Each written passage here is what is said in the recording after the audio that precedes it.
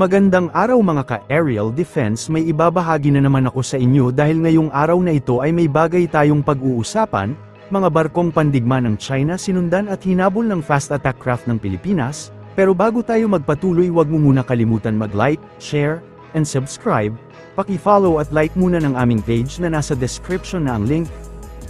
Nagsagawa ng shadowing ang Philippine Navy vessel sa dalawang barkong pandigma ng China matapos mamataan na dumaan ito sa teritoryo ng Pilipinas sa Basilan Strait na bahagi ng Zamboanga Peninsula, ayon kay AFP Public Affairs Office Chief, Colonel Xerxes Trinidad. Dahil dito agad na dineploy ng NAVFORWES ang BRP Domingo de Luna upang i-monitor ang pagdaan ng dalawang PLA Navy vessels. Sinabi ni Trinidad na nagbigay ng isang standard challenge ang Philippine Navy vessel sa Chinese warship, isa sa dalawang barko ang Chiji Kwang BN-83 ang rumesponde at sinabing nagsasagawa lamang sila ng normal navigation, mula sa kanilang huling port of call sa Dili, Timor-Leste at sila ay patungo na sa Dalian, China, batay sa ulat ng Armed Forces of the Philippines noong June 6, 2024, na monitor ng Naval Forces Western Mindanao ang presensya ng dalawang PLA Navy vessels, isang training ship at amphibious transport dock ang dumaan sa Basilan Strait. Siniguro naman ng AFP na mananatili silang mapagbantay sa lahat ng aktibidad sa loob ng maritime zone ng bansa at nangakong ipagpatuloy ang kaligtasan at seguridad sa karagatan na sakop ng Pilipinas. Kanila din ipagpatuloy ang pag-uphold sa international maritime laws habang binabantayan ang territorial integrity ng bansa. Siniguro ng AFP ang patuloy na pagmamanman sa mga karagatang sakop ng Pilipinas kasunod ng namataang dalawang barko ng China sa Basilan Strait kamakailan, matatandaan na mataan ang naturang barko noong Hunyo 6, kung saan kinumpirma ng Western Mindanao Command na ito ay isang training vessel, ayon kay AFP Spokesperson Francel Margaret Padilla. Tuloy-tuloy ang pagbabantay ng sandatahang lakas at walang dapat ikabahala ang publiko ukol dito. Kasabay nito ay hinimok ng opisyal ang publiko na maging huwag mag-speculate ukol sa naturang barko. Pagtitiyak ng opisyal na mayroong mga contingency na ginagawa ang AFP na nakahandang gawin bilang tugon dito. Tiniyak din ng opisyal na tinitingnan na ng AFP ang lahat ng senaryo o posibilidad ukol sa presensya ng naturang barko sa katubigang sakop ng bansa. Batay sa naging follow-up report ng Westmincom, ang dalawang barko ay posibleng nanggaling sa Timor-Leste at pabalik na sa Dalian, China, noong nakita ito sa katubigang sakop na ng Mindanao. Una ring sinabi ng Westmincom na walang nilabag na batas ang mga nabanggit na barko dahil ito ay sa ilalim ng Innocent Passage, pagtitiyak ni AFP na mananatili itong alerto sa pagbabantay, lalo na at patuloy na tumitindi ang sitwasyon sa West Philippine Sea. Sinabi ng Ministry of Foreign Affairs ng China na pahihintulutan nito ang Pilipinas na magpadala ng supplies sa BRP Sierra Madre sa Ayungin Shoal kung magbibigay ito ng abiso. 在仁爱礁问题上的立场是明确的。如果菲方向中方提前通报，我们可以允许菲方向坐滩军舰运送必要的生活物资以及撤离相关人员，但是菲方不得以此为借口向坐滩军舰运送建筑材料，图谋永久侵占仁爱礁。 Hindi kailangan ng Pilipinas ng permiso mula sa China sa pagtungo nito sa Ayungin Shoal na bahagi ng West Philippine Sea. Ito ang binigyang diin ni National Security Advisor Eduardo Año. Ayon kay Secretary Año, ang pahayag ng China's Foreign Ministry na nagmumungkahi na kailangan ng permiso mula sa China sa gagawing access ng Pilipinas sa Ayungin Shoal.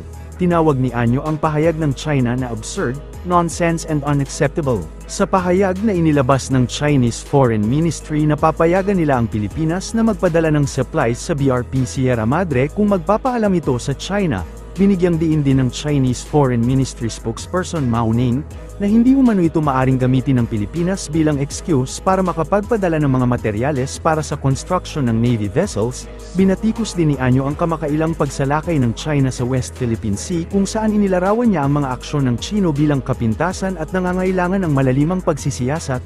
Sinabi ng kalihim na ang agresibong aksyon ng China Coast Guard noong May 9, 2024, laban sa isang barko ng Pilipino na naglikas sa isang may sakit na sundalo mula sa BRP Sierra Madre ay barbaric at hindi makatao.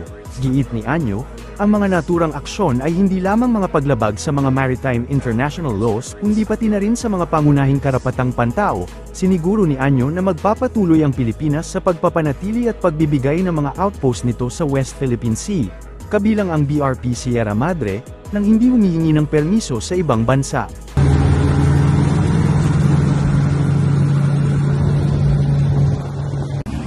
China Coast Guard, this is Philippine Coast Guard. We are conducting marine scientific research activity. Please get clear with us for safety.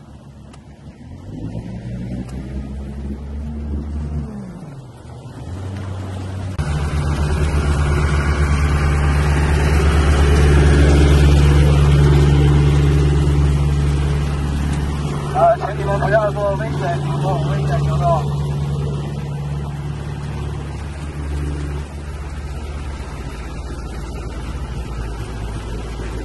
不要阻拦我航行安全，不要阻拦我航行安全。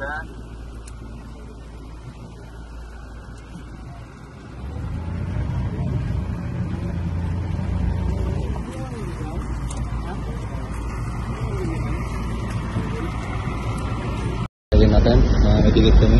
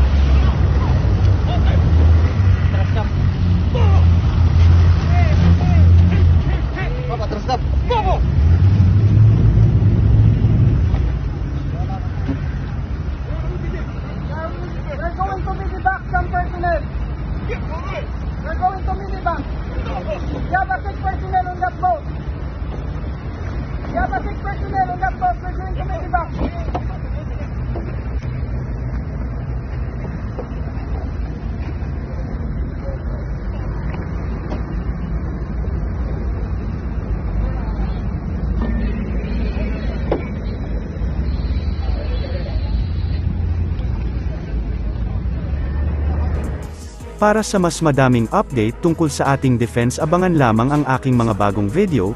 Para naman sa mga gusto magpa-shoutout, mag-comment lamang po at share, paki-follow at like muna ng aming page na nasa description na ang link. Huwag mo na rin kalimutan mag-like, share, and subscribe. Pindutin mo na rin ang bell para updated kayo sa aking mga video. Maraming salamat po.